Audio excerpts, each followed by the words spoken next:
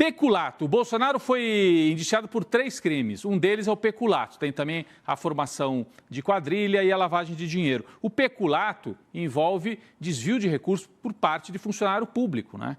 E pode chegar a pena, se for condenado por isso, a 12 anos. Então é cadeia mesmo. 12 anos já não começa em regime aberto, começa já preso.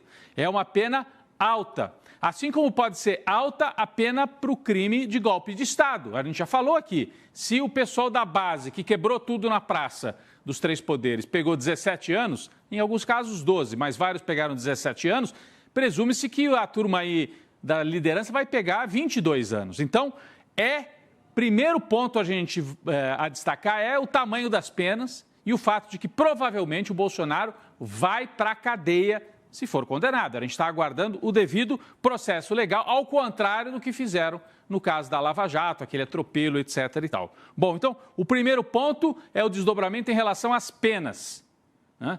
Só um dos casos até agora com um indiciamento completo. É claro que no caso da vacina já tinha havido um primeiro indiciamento, aí voltou para a polícia. Então, mas no caso das joias é o que está mais avançado. A questão das penas, que o Bolsonaro vai ter que encarar. O segundo ponto, que ontem a gente falou, mas eu acho que eu queria destacar de novo aqui, Gabi e Chico, é como é que esse caso das joias traz de volta para o cenário do crime militares. Eles estão quietos, né? Eles sumiram. A gente não ouve mais falar do Augusto Heleno, do Braga Neto, dessa tropa militar, literalmente, que ocupou o Estado brasileiro nos 4 anos de mandato do Jair Bolsonaro. Os militares tinham sumido, só que agora eles aparecem.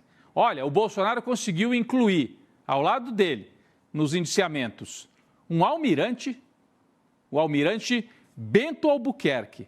A gente até tem a imagem aqui para relembrar, o almirante Bento Albuquerque era ministro das Minas e Energia. E ele simplesmente aparece em imagens na tentativa de resgatar joias que foram apreendidas na alfândega no aeroporto de São Paulo. Então, o Bolsonaro consegue colocar no cenário do crime um almirante, o mais alto cargo da Marinha Brasileira, Bento Albuquerque, por envolvimento no caso das joias. E consegue também trazer um general, o general Mauro Lorena Cid, também indiciado, mais alto grau no Exército. Então, nós já temos indiciamentos de um almirante e de um general, por roubo, gente, por roubo de joias. Isso é importante. Eles voltam, nós voltamos a falar deles. O Mauro Lorena Cid, que é o pai do Mauro Cid, que tirou fotografia de um dos kits de joias chegando nos Estados Unidos, porque ele tinha um cargo lá na Apex de Miami, um cargo, olha, né, que era assim, sob encomenda, trabalhava pouco e cumpria muitas tarefas para o Bolsonaro, que é um amigo dele. Então, 2 oficiais do mais alto grau indiciados. Conseguiu também o indiciamento de 2 no segundo grau, coronel e tenente-coronel. O filho do Mauro Lorena, o Mauro Cid, é um tenente-coronel, também indiciado num caso de roubo. Aí já estou falando do filho.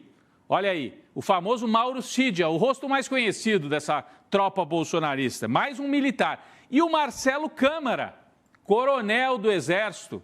Nós citamos ontem aqui, olha aí.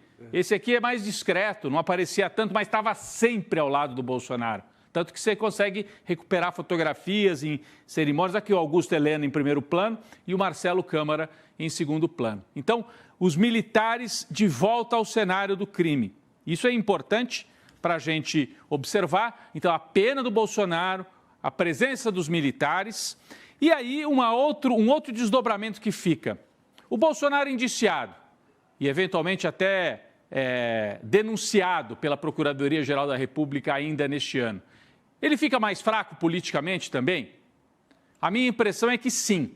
Olha, a gente fala bastante disso aqui. A nossa turma, o pessoal assim democrata, o pessoal mais progressista, tem uma espécie de um complexo de achar que do outro lado são muito mais poderosos. Eles entendem de rede social, eles fazem, eles acontecem, eles são muito fortes. Olha só, eles põem gente na rua. E a gente costuma dizer aqui, põe gente na rua, fazem barulho, a gente tem que respeitar os inimigos porque eles são fortes, mas eles perderam a eleição estando no poder. Então, estando no poder, o Bolsonaro é o único presidente na redemocratização do Brasil que perde uma eleição, fazendo tudo o que ele fez, botando a Polícia Rodoviária Federal, armando os militares, fazendo agitação, ameaçando o golpe e perdeu para o Lula, que tinha acabado de sair da cadeia. Então, o Bolsonaro é forte? É. Mas perdeu. E depois de perder, ele está indiciado, ele não tem mais o poder, ele não consegue controlar nem o partido dele e começam a aparecer sinais de que o PL, o partido do Bolsonaro, não vai sair tão forte assim, pelo menos nas capitais. Muita gente diz, olha, o Bolsonaro vai varrer o Brasil nessas eleições municipais. Também faz parte desse discurso meio de derrotado. Eu não sei o que acontece com os setores aqui, eu vejo muito isso nas redes, olha, eles estão muito fortes. Eles têm uma força, eles vão para a rua, mas eu acho que eles gritam tanto que o outro lado acaba acreditando na gritaria do Bolsonaro. Um sujeito que não conseguiu nem fazer o partido dele quando tentou. Lembra? Tentou fundar um partido, não conseguiu reunir as assinaturas, teve que correr para o PL do Valdemar da Costa Neto.